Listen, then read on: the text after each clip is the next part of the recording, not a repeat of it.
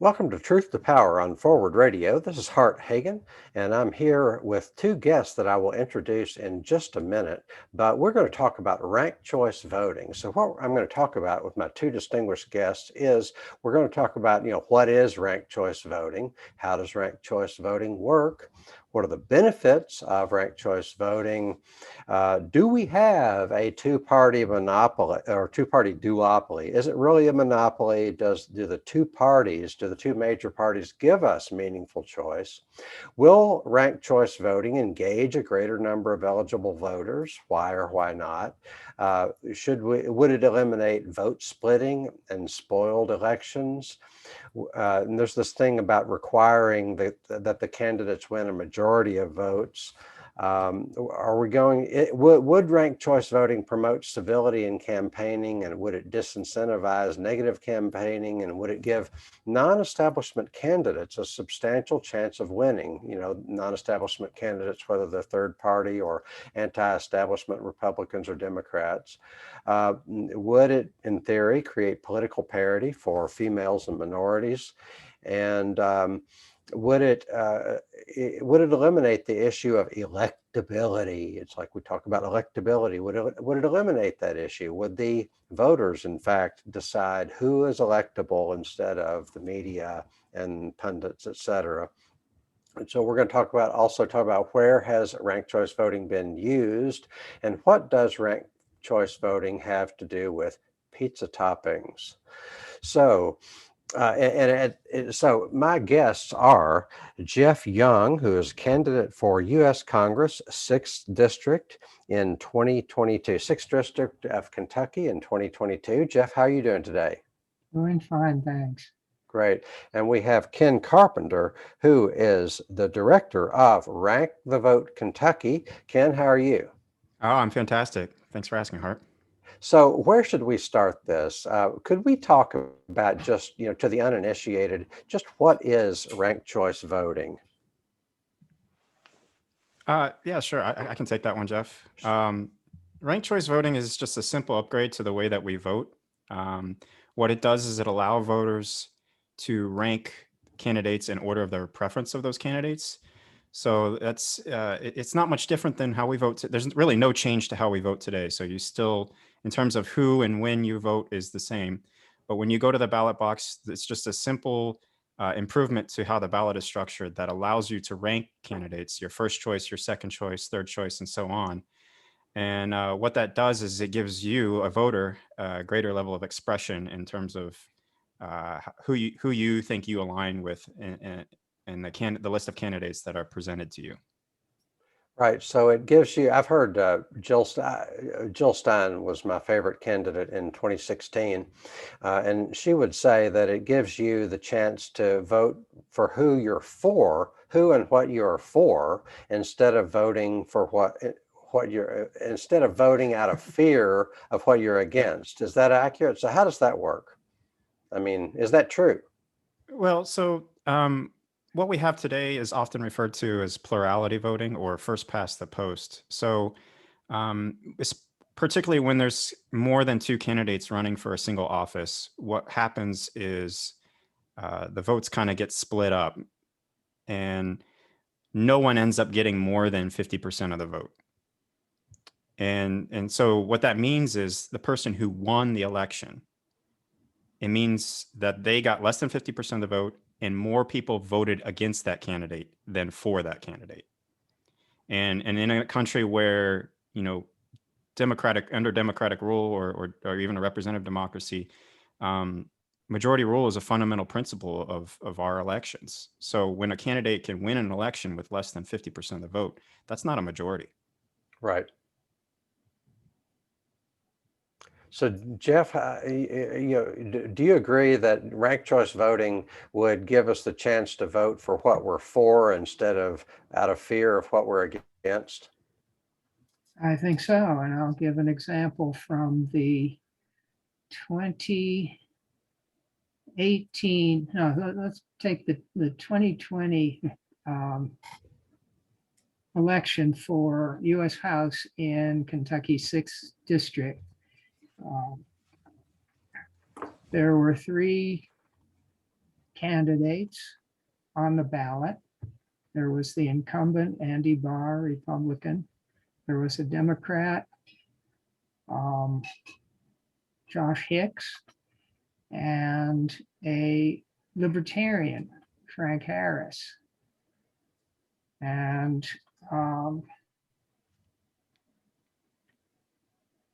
so people could have voted, for example, and you know, Barr was quite unpopular among many people, but even some in his own party. But so if there had been ranked choice voting, we could have had a lot of liberals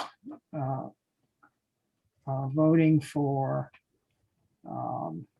let's say, the Democrat first choice, the Libertarian second, and Republican would be their third choice, or you know, just not checked off at all. You can leave options blank on your ballot if your attitude is, well, never that guy. You don't even have to vote for, you don't have to give him any of your choices. So you could have the Libertarian first, the Democrat second, and nobody for third. And if enough people had done that, it's possible that in the first round, the incumbent Republican might have been knocked off by getting the fewest number of first choices. You could have had, 40% for the Democrat, 35% for the Libertarian, and what does that leave? 25% for the Republican. That could have affected the election. So you're saying that we have a system where the majority of people vote against a candidate, they can still win. That doesn't seem right. That doesn't seem that's not what I'm saying. I'm saying that people's real choice was anybody but the Republican. Mm-hmm. Oh, right, exactly. They would have been happy with either the Libertarian or the Democrat. What happens when you, sorry, go ahead, Geoff. Sorry, go ahead. So really that's more democratic than one where the Libertarian gets knocked out automatically because he might not be anybody's first choice, or no, that's not how. It's very likely that everybody would be afraid to vote third party. There'd be a fear factor there. Not going to waste my vote by voting for the Libertarian, even though I like him the best. That's what I was going to say is really, I think what you're trying to get at, Hart, is that what happens when a candidate doesn't have to win the majority of votes is they speak to their base. They're not looking to get the majority of votes. They're looking to just get the most votes of any of the candidates. And it sounds like a subtle difference, but it's a huge difference. And when voters are voting strategically, it becomes more about voting against the person they don't want to win, rather than voting for the candidate they really want to win. So you had mentioned electability, that we always talk about, who do we think really stands a chance against the person that I want to lose, right? Right. So that strategic voting means that we're not voting for who we truly believe in, who has the best platform that aligns with our personal values and beliefs. It's who stands a better chance to win against the opponent we want to lose. Mm-hmm. And it really creates sort of a negative perspective of our elections. Mm-hmm. And if 90% of all voters are really voting against the one they fear the most, then ranked choice voting could make a big difference. So ranked choice voting allows you to vote your conscience without fear of wasting your vote. So you can vote your first choice, who is, the person, even if you think this person is not very popular, you can vote your conscience. And then if that person just does terribly and they get eliminated in the first round of tallying the votes, then your vote goes to your second choice. And so your second choice could be that, the person you would have voted for strategically under plurality voting. Right. So I took the liberty to write up a little algorithm of how this works as I understand it. See if this resonates and see if this is accurate. So here's the algorithm. Number one, hold an election. Okay, hold an election. Except in this case, instead of voting for just one person, you're going to vote for at least three. You could have like 3 or 4, depending on what the rules are. But you vote for at least 3 people, and you rank your choices number 1, number 2, and number 3. So the next thing you do is you count the votes for the first choice. And if anyone gets the majority out of all those first choice votes, if anyone gets the majority, game over. We have a winner. If not, if nobody gets a majority out of those first choice votes, then we have a problem because nobody's got the majority. But instead of taking the candidate that is got the most votes, and instead of taking the candidate that most people voted against, we're going to play a little trick here. We're going to go to the second choice. So take all the candidates that I take all the first choice votes. Whoever finished last, you take them and you say, who did they vote? Who was their second choice? So you take those second choice votes and you distribute them to everybody else. If anybody has a majority, we have a winner. Otherwise, you take the second to last of the first choice votes and you distribute those. If anybody has a majority, we get a winner. And you keep doing that until you actually have a majority. So you don't have to worry about your vote being wasted. Is that how it works? That sounds accurate.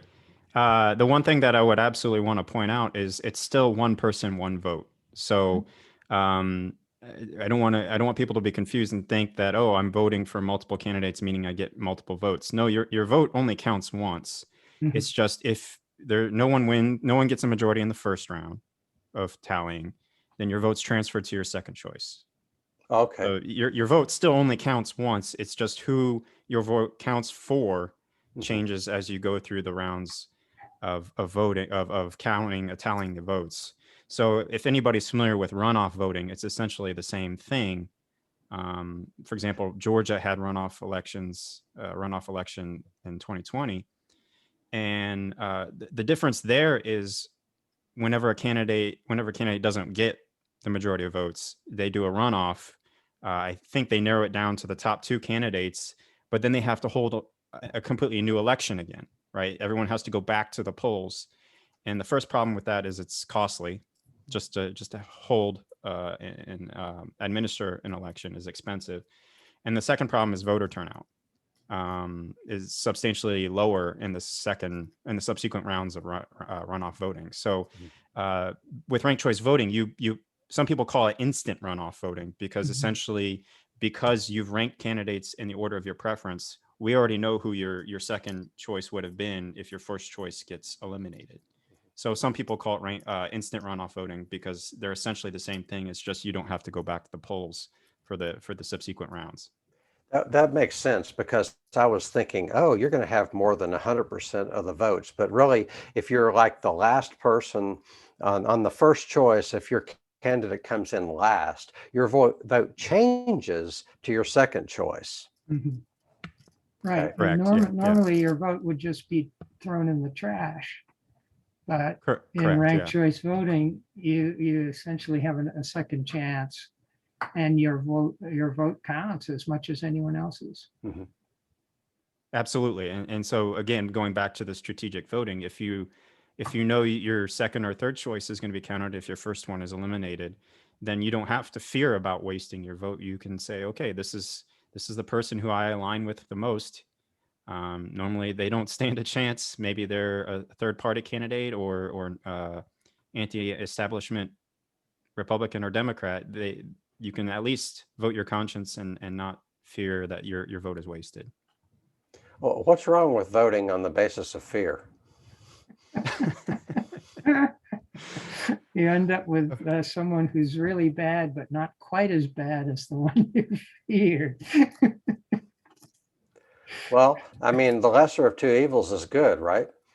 It leads to a constantly declining quality of representative. Yeah, so I tell progressives all the time, you don't have to be, okay, so you don't have to be progressive in order to be in favor of ranked choice voting, right? We have Yeah, libertarians, et cetera. Is anybody opposed to ranked choice voting? Like, who's opposed to this? incumbents, Incumbents. establishment politicians, Nancy Pelosi, people like that are completely opposed to it because they've done so well with the winner take all system. I And think they have all the money. Well, shouldn't our the country revolve around what Nancy Pelosi likes? and what the billionaire donors like. Yeah, Right. I mean, we're here to make billionaires happy, right? Isn't that what we do? that's the purpose of politics in America. well, I think the other factor we're facing right now is just ranked choice voting has been around for a while, and despite its maturity, very few people know what it is. And no matter what you call it, whether you call it instant runoff voting, ranked choice voting, preferential voting, not many people understand or have even heard of it before. And so if you were to put this on the ballot and say, okay, voters, vote on whether we use ranked choice voting going forward, I think the majority of people would vote against it because they've never heard of it. What is this? I'm afraid of it. I don't understand it. Yeah. Why do we want to change how we vote today? And so I think that's largely the biggest obstacle we face, is just opening people's eyes to, hey, we can change how we vote. That is available to us. That is something we can do. And we can improve the way that we vote so that we have better election outcomes, that we can have greater level of voter expression, and we can have more people on the ballot, more options for voters to choose from. Well, Ken, how did you get into this? Tell me a little bit about your story. Yeah, so I had known about ranked choice voting for nearly a decade. I always thought it was a good idea. To me, it just made sense, right? Your candidate has to win the majority of votes. But I didn't think much of it. I wasn't really actively involved in politics. I wasn't an activist, but it was something I knew about. And then fast forward maybe 10 years from then, I had heard of it on and off. But I moved to Louisville, and we're here in the 3rd District. And I met John Hicks, who is the Libertarian candidate, who was the Libertarian candidate in the 2019 gubernatorial election. And I really like John. He and I really clicked. I don't know. I wouldn't say I necessarily identify as a libertarian, but one of the core tenets of his platform was ranked choice voting, and so bringing that up again got me thinking about, oh, this is something that he's campaigning on. Maybe people are interested in it. And I started looking into it, and I realized that there are a number of states that are now using it. There's a large number of cities that are using it. We use it in some states use it for military voting because they're overseas. So if they have runoff voting, they can't go to the polls multiple times. So there's already this movement, and there's a large number of states and organizations who are trying to get this implemented in their own communities. And so it was back in January of this year, unbeknownst to me, John and a number of other individuals, Geoff, I'm not sure if you were involved in that group, the original group, but a number of individuals got in touch with a national organization called Rank the Vote. So their website is rankthevote.us. And what their goal is to help state level organizations, help found state level organizations so that they can promote ranked choice voting in their own states and communities. And so they helped us found Rank the Vote Kentucky. We kind of stole their name from them. And this was founded just this year, back in January during COVID restrictions. It was all done through Zoom meetings. And I found myself at that initial launch meeting, not sure how involved I was going to get. But I found myself sitting in front of the national leader, Adam Friedman, and we were in like a breakout room, and it was just me and him. and he asked me how many hours a week I could commit to volunteering, and I don't know, I think I threw out like maybe 5 hours. He said, "Yep, you're it. You're in charge," and the rest is history. So I kind of got voluntold, but what I realized is, if I don't do it and the other folks who showed up don't do it, no one's going to do it for Kentucky, right? No one's going to take up the torch unless you kind of, even if you stumble and fall a lot, somebody's got to do it and show people the way a little bit so that they can take charge in their own communities. So that's really what we're trying to do with Rank the Vote Kentucky. That's really our goal right now in the immediate future is just the educational aspect. Where would you like to be a year from now? On a beach. No. So a year from now, I would really like to see our reach expand. So right now we have a few volunteers here in Louisville. We have a few in Lexington. We have a few in Danville. We're really spread out, and it's just a few of us. And what I would really like to see is where we're able to form almost local chapters who are advocating within their own communities, who are self-sustaining. They have their own leader or director for that community. And because really, I think, our organization is nonpartisan, right? Ranked choice voting doesn't care who your candidate is. It isn't about improving the chances for any one party or candidate to win. It's unbiased. We're the new League of Women Voters. But I think, tailoring the messaging to your community and the people around you and helping them understand in the context in which they live is important. So that's really where I'd like to see us in a year, is where people are able to communicate to their own communities why ranked choice voting is an important tweak to the way that we vote. So can this be implemented at the community level? Oh, I would say absolutely so. can. Yeah. Geoff?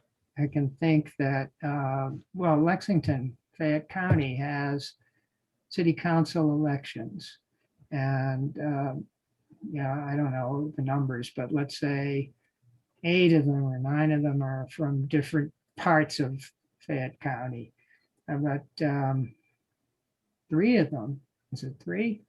Say 3 of them are at large. And they have to run at large. And so let's assume, it's a 2-phase thing. In the May or June primary, you cut the field down from, let's say, 15 who start out, you cut it down to 6 in the primary. And then 5 or 6 months later in November, there's another vote among the 6, and you cut it down to the top 3. And then the top vote getter becomes vice mayor. So it seems to me ranked choice voting and it's nonpartisan. Ranked choice voting for city council elections in Fayette County is a natural fit. It just would fit perfectly because you got these 15 starting out, and it could even all be done at once. But I think what would probably happen in Fayette County is that it would remain a 2-stage process, May and November, and you'd cut it down from, say, 15 or N to 6 in May, and cut it down to 3 in November. Where are some of the places where ranked choice voting has been implemented? So Maine and Alaska are the 2 ones that are at the state level, so statewide implementation. There's a long list of cities that are now using ranked choice voting. One that's most prominent, I think, is New York City is now switching to ranked choice voting. So that's been in the news a little bit recently. I know Austin also just enacted it, and so they're working to figure out how to implement it as well. And as Austin goes, so goes the country. We'll see about that, but yeah. Yeah. So what are some of the types of people who are attracted to this movement? Would you call it a movement? And are there certain types of people that are in favor of ranked choice voting? And who are some of the more interesting people that you've met as part of this? Well, I want to just generalize and say people who are really sick of politics as usual. I would say they're a natural Yeah, I'm supporter. ill, so I can join. If politics makes me ill, I can join. Is that okay? You'll really have a strong motivation to join this movement. Yeah, because politics as usual, well, most people don't like it. And so there's a big natural base. You I mean I think, have a choice? It's like America, where you have 400 choices of cereals and two political parties, you know? Always too. yeah, Right. yeah. You would think we'd have the same level of competition in our elections as we do on the cereal aisle. That's a good Yeah. Yeah. example. Right. Well, it is. It's more like the competition that you have on a sports field where there's a winner and a loser, and you pick a team and you root for the team, and you hate the other team, and there's only, anyway. It amazes me how. So there was this issue where like Nancy Pelosi is buying Apple stock or buying Tesla stock because how did that work? Well, because she has the power to, there's all this insider trading that goes in Congress. And when I criticized Nancy Pelosi on Facebook, there's this diehard Democrat who that they came at me because, well, the Trump administration was worse, that kind of, so as if, so. Can we not automatically default to the mode of the other side is worse? Yeah. Lesser of two evils. There's right. a level of tribalism there. Yeah. Right. Yeah. So ranked choice voting could give you a choice of good, better, and no way. Right. We can't possibly have a choice between good and better. I mean, that's just un-American. Can't. Well, I mean, that's the what's the thing. world Like, coming to? We have a choice between good and better. Ranked choice voting introduces nuance that I think Can't have nuance. I'm sorry. yeah, Everything exactly. is It has to be black everything or has to be white. black and white. Yeah. You are good or bad. You are evil or not. Those are your choices. You can have your Model T in any color as long as it's black. Right. I'm Yeah. sorry, I interrupted, Ken. Well, I wanted to get back to your original question: is like who would be drawn to this movement, or and I do consider it a movement. Not in the sense that I think some people are perhaps turned off by that word, but it is indeed a growing national interest, which is indeed a movement. Mm-hmm.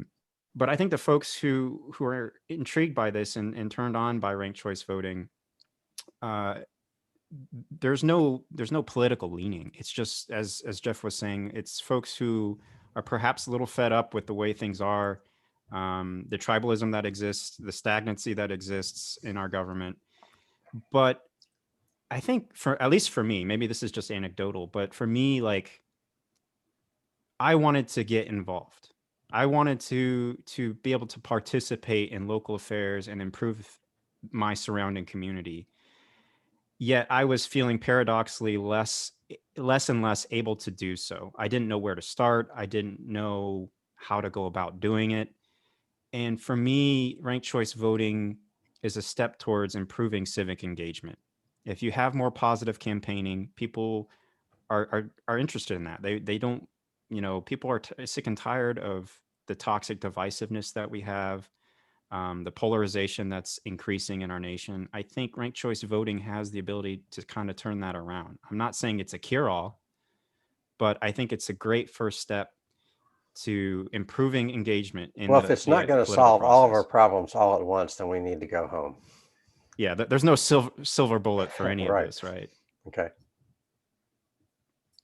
But Well, I think those are the here's folks who one are thing. interested. Here's kind of an observation. There are some people that don't have a political home. Like if you take, let's take the state of West Virginia. It would not, if you're in West Virginia or maybe rural Kentucky, it wouldn't be unusual for you to be kind of socially conservative, but yet you're open to Medicare for all and a $15 minimum wage. And what's the other thing that you, oh, universal basic income and stronger unions and reducing the defense budget. You might be open to any or all of those things, but if you're socially conservative, you don't have a home because the Republicans, you're not a home with Republicans because those things are not strictly Republican. You don't have a home with Democrats because you're socially conservative. So you really just, they're, anyway, am I on the right track with that? Yeah, I don't know exactly how it, the examples, but I think you're very much on the right track. I've heard so many people say, I didn't leave the Republican Party. I didn't They leave the left me. Democrat. They left me. Right. You've got the whole society um, more liberal than any politician. Well, if anybody thinks Republicans are conservative, we need to talk. And if anybody thinks Democrats are liberal, we need to talk. Yeah, well, I'm just saying. Good I'm point. just saying. Well, it goes to, again, like it's more about strategic voting. So you're not voting for the candidate that aligns with your true principles and values. You're simply playing the identity game, right? Like I'm voting against my opponent, and the best way for my opponent to lose is to vote for the candidate who has the most electability, so to speak, and has the best chance of winning against my opponent. And electability is defined by the media. Matt Taibbi talks about that. He's covered a number of presidential elections, but Joe Biden is more electable than Bernie Sanders, or who would you like to have a beer with? So that turned out to be George W. Bush. Who would you like to have a beer with? So the media starts talking about these things. They're inane, but that becomes the issue. And because people have so little actual control, then it's like, well, what the heck? I'll either vote for who I'd like to have a beer with, or I'll stay home. I'm not sure. Well, I'm not going to be 100% sure until election day whether I'm even going to vote, because these people, neither one of them are making a difference in my life. Or maybe I'm just being too harsh. Well, no, I think you're right. I think the mass media have a tremendous impact on elections, to the point where I'd say we don't have free elections because the media has so much control. And their tendency in a primary, their tendency is to bring it down to one candidate as fast as they can. In a general election, they always try to bring it down to two candidates as fast as they can. Well, why are they trying to bring it down money. to one? They look at how much money they've raised. It seems that's the most effective, the most important characteristic that they focus on, and that relates back to electability. If you don't have money, you're not electable. And so the media, from the very beginning of the process, tries to get it narrowed down to the richest Democrat and the richest Republican, forget everybody else, forget third parties. But if they're rich, that means they're successful. If they're successful, that means they're good. That means they're skilled. If you have money, that means you're skilled. They're still skilled at raising money. Right. Or they've got a lot of rich friends. Anyway, that's not what elections are supposed to be about. And the media comes in and makes it all about money, one in the primary and two candidates in the general. And that all elections are that way. And what's wrong with think that? It turns the vast majority of citizens off from the whole process. And what's wrong with letting money run the show? A lot of the alienation, a lot of the distaste people feel for politics. What if I say, oh, money should run the show? Well, it's really fine, but you're not talking about a democracy. You're not talking about a republic. What's wrong with that? I mean, I'm serious. Some people, you get to talking to people, and some people don't even want democracy. Uh-huh. It's maybe a minority, but or they're okay with democracy as long as elections go their way. Right. Yeah, a lot of people want to be the dictator as long as they're the dictator. But what it means, what does it mean? It means that most of the people are not happy with who's running things and the way things are run. That particular group managed to trick enough people to win. And maybe next time, 4 years from now, we'll be able to do the same. But it's never going to actually express the will of the people. Geoff, it's not whether your party wins, it's whether the consultants get rich. That's the thing. People recognize there's a whole corrupt system behind all of this, and they don't like it. I mean, who wants to have your vote determined by some consultant from some other state who's really good at making ads and raising money? But who could be excited by that process? So what are some of the substantive policies that might come up that people are talking about that could get more time and attention with ranked choice voting? And how does that work? How does ranked choice voting help us maybe feature the issues that we care about? You can think of one example. How much money should we spend on defense every year? And ranked choice voting could actually be used in that. You could have, all kinds of options. You could have 10 options instead of, the current options. There are 2 options now. Keep it the same or increase it. And decreasing the defense budget is off the table. You've got it wrong. There are 2 options: increase the defense budget or increase the defense budget. Those are the 2 options. Increase it more. Right. Yeah. Increase it or increase it more. A little. Okay. All right. Fine. We agree that there's. You can vote for any candidate 10 you want. Options. You could have, keep it the same. Increase it by 10%, 20%, 30%. Decrease it by 10, 20, 30, 40. And that would be perfect for ranked choice vote. I think a lot of the issues we already talk about in our elections. I don't know that ranked choice voting would necessarily. I don't know that it would necessarily change the dialogue or the topic of dialogue, but it changes the type of discussion we have. So I mentioned nuance. When we introduce can't have this is that America. Word's just going to keep coming back. Can't have nuance. That's not allowed. You're either good or bad. It's black or white. Sorry. So giving people options, I think, is really what it's about. It's just saying, like, hey, so say you have this is just a hypothetical example, but say you have 3 candidates running for office. 2 of them are perhaps more like-minded than the third. So those 2 individuals who are like-minded, let's call them candidate A and B. And then candidate C is the one who's like totally opposite end of the spectrum.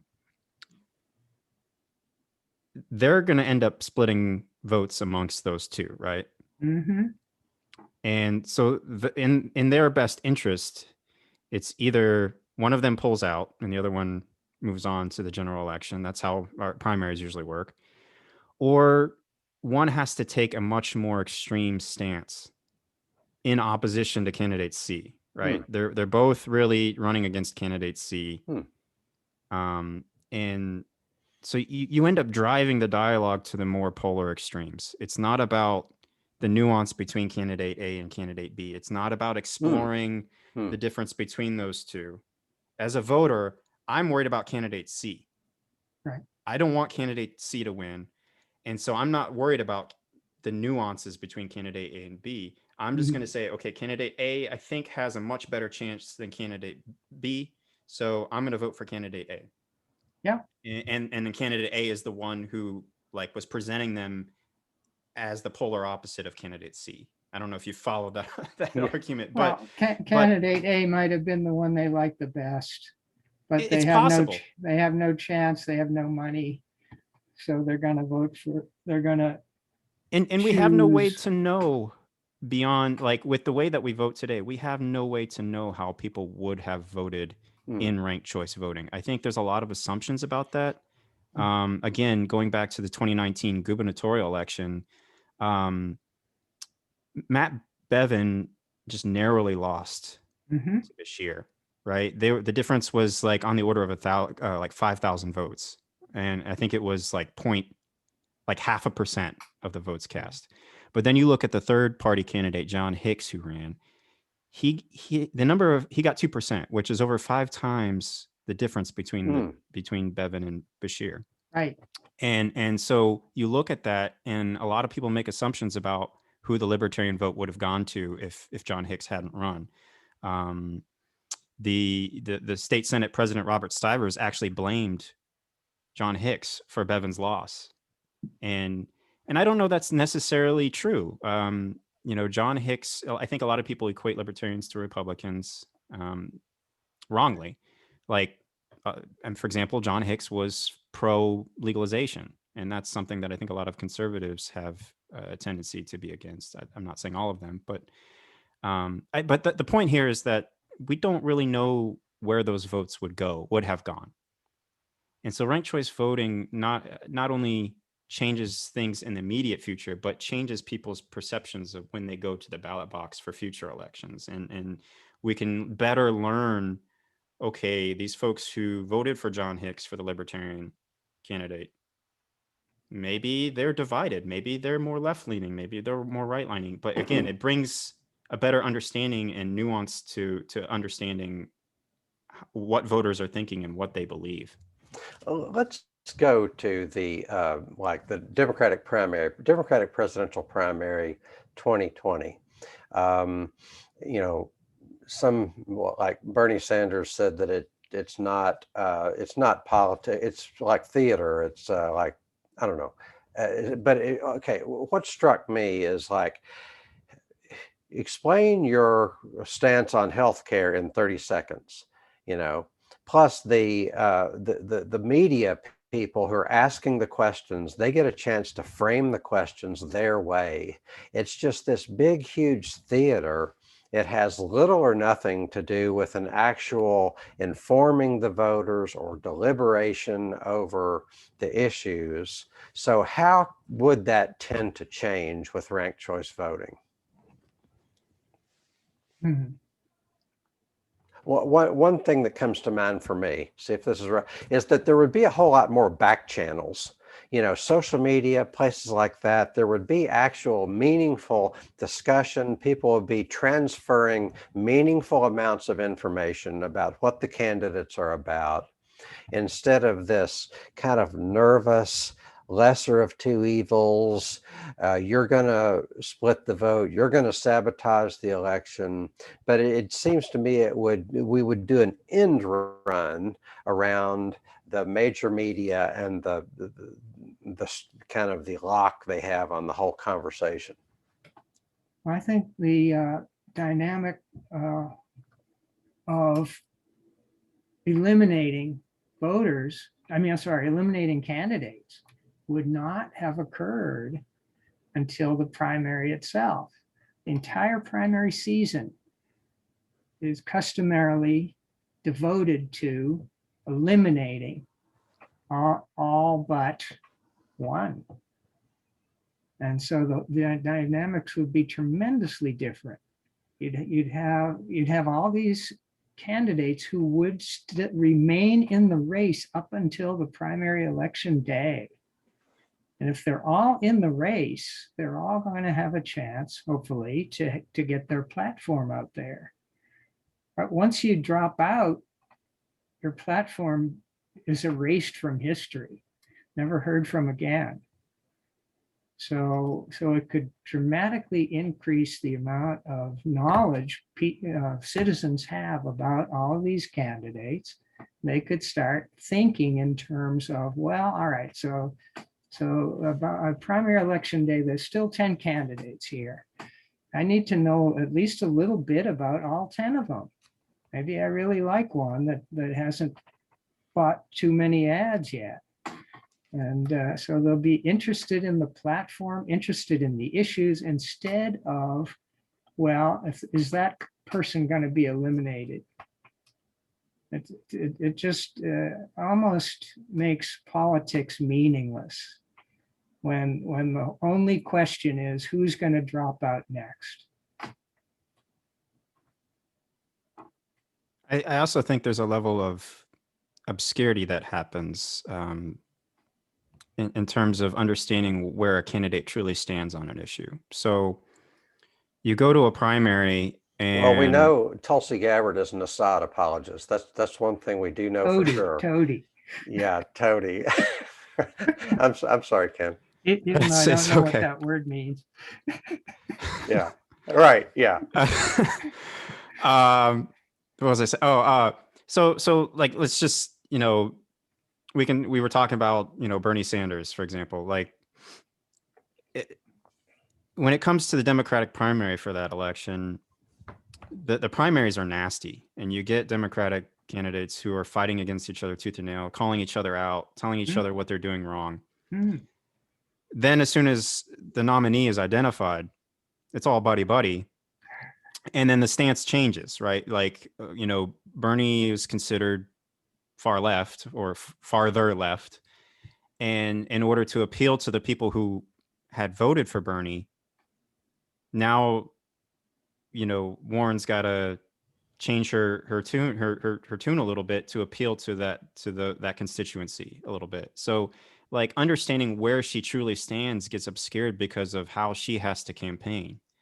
And that negative attitude towards your people who should be your friends and allies is really confusing to me. Like it doesn't make sense, and it just hides where people really stand on the issues. Right. Well, what are some of the ways in which, like, you have, for lack of a better way of putting it, you have like progressives who are kind of the anti-establishment part of the left, and you have libertarians that are the anti-establishment part of the right.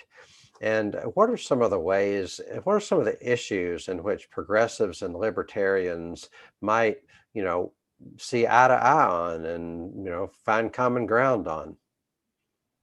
And is that part of ranked choice voting? Is that one of the benefits of finding those, reaching across the aisle in a way that's for the majority instead of reaching across the aisle in a way that's only for the 1% and, screw the people, that kind of thing? I think ranked choice voting is like one of the core issues that both parties can agree upon. We might have even here, we might have some disagreements about who opposes it and who agrees with it, but we've already seen support from both sides. In fact, here in Kentucky, Senator Meredith, in the last legislative session, introduced a bill proposing to use ranked choice voting for a number of state level offices. And we've gotten support from some individuals and some representatives on both sides of the aisle. So I think ranked choice voting is like, I think both parties are seeing how the way we vote today is creating a level of division that's irreparable unless we systematically change something. And this is something that they both can agree upon. I was a little bit surprised. I'd like to add that, Hart, that ranked choice voting allows people to look at the issues at all.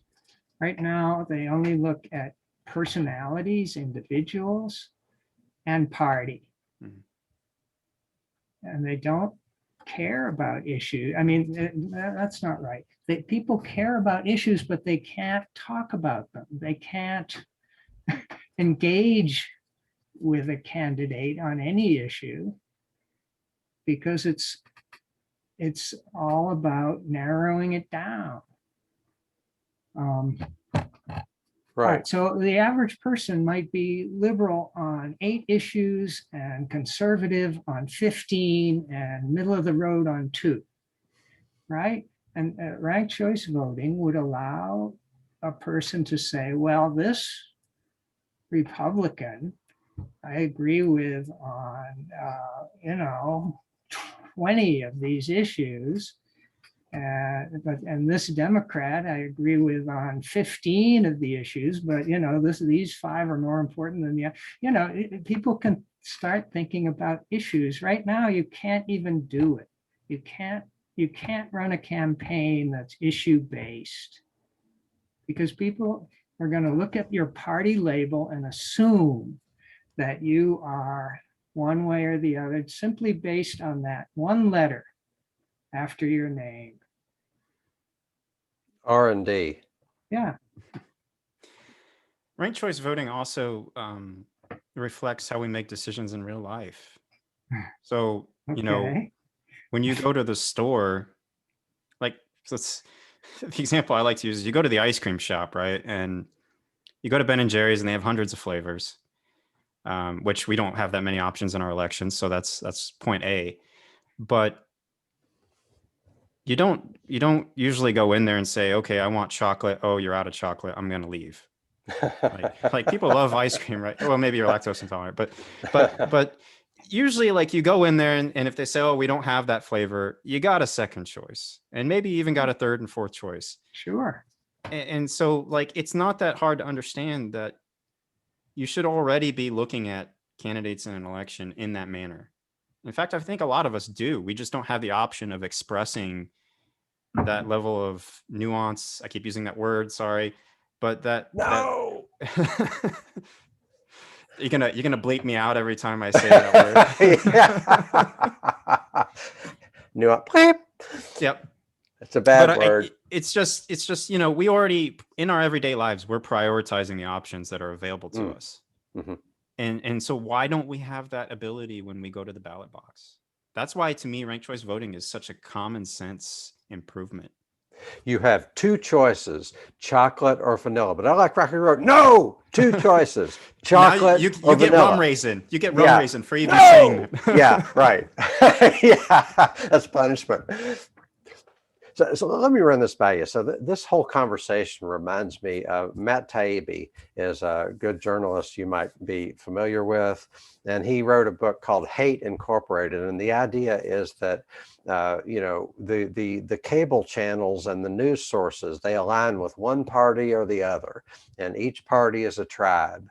And you have and so he, as part of that book, he describing the tribalism that the commercial media tends to cultivate. Here are the 10 rules of hate. See if this reflects what we have, Democrats and Republicans. So put yourself in one place or the other, but the 10 rules of hate. Number 1, there are only 2 ideas. In other words, only 2 parties. Number 2, the 2 ideas are in permanent conflict. Number 3, hate people, not institutions. Number 4, everything is someone else's fault. Number 5, nothing is everyone's fault. Think of the military-industrial complex or the banks. There's some really good like journalism that has been done like on banks, and they can't get anywhere because you can't blame it on Democrats or you can't blame it on Republicans because it's everybody's fault. But number 5, nothing is everyone's fault. Number 6, root, don't think. So you root for your team. You're not going to think, you're going to root for your team. Number 7, no switching teams. Can't do that unless there was some switching team, like neocons went from Republican to Democrat, but that's a whole other conversation.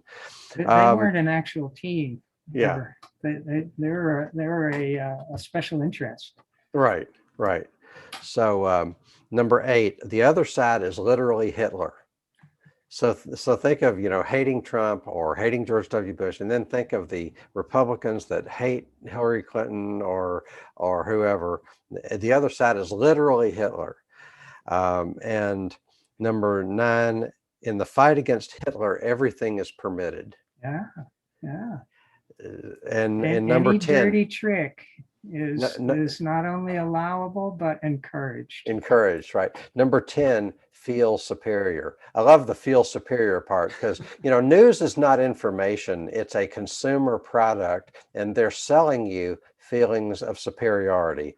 So if you're a Republican, you're superior to Democrats. If you're a Democrat, you're superior to Republicans. They're selling you that feeling of superiority.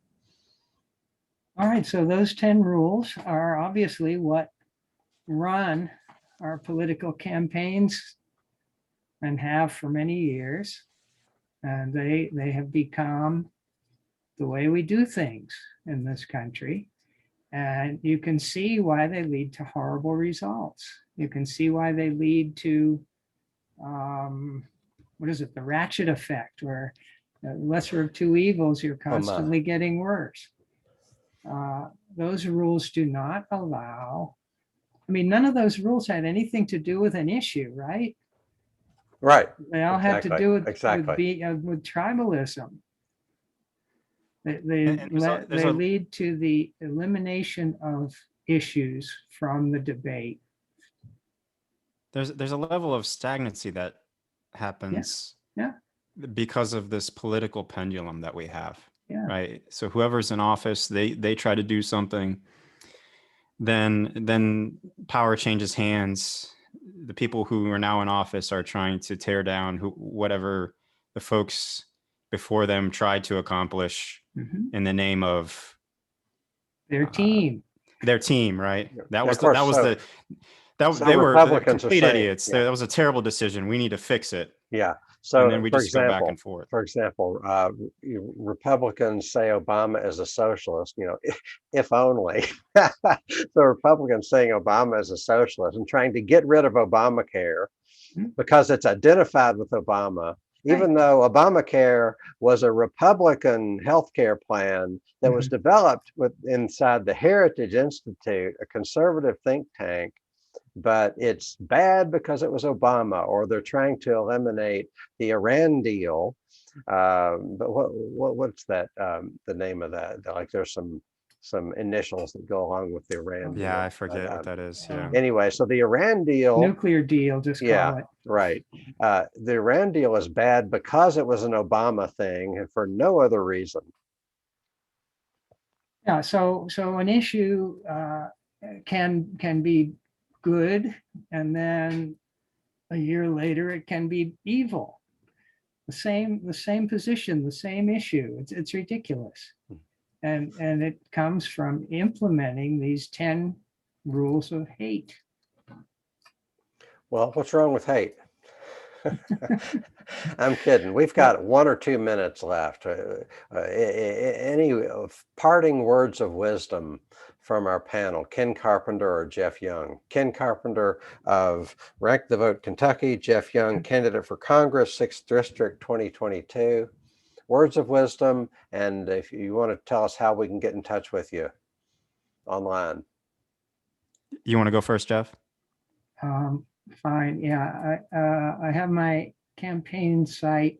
I need to update it some, but look for my positions on issues and a little bit about me at youngforkentucky.com.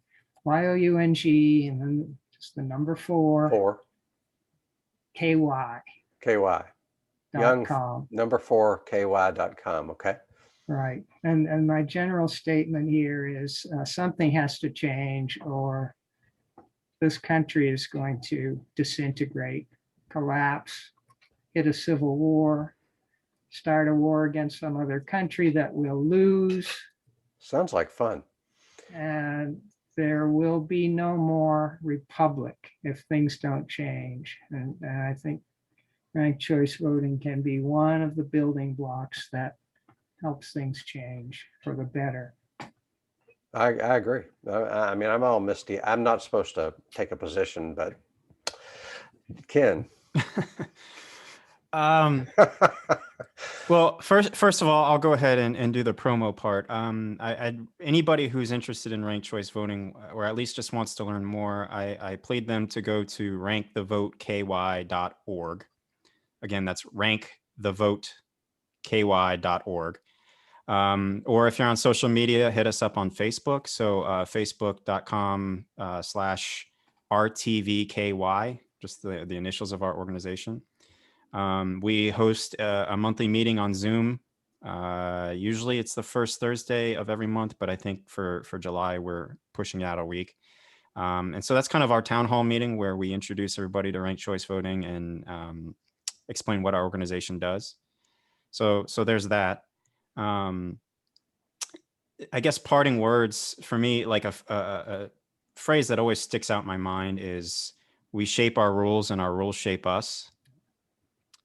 So that's really what ranked choice voting is about, is the institutions and policies we put in place end up, we put them in place to make things happen, but then they have their own effect on who we are, on our culture, on our beliefs, and how we behave.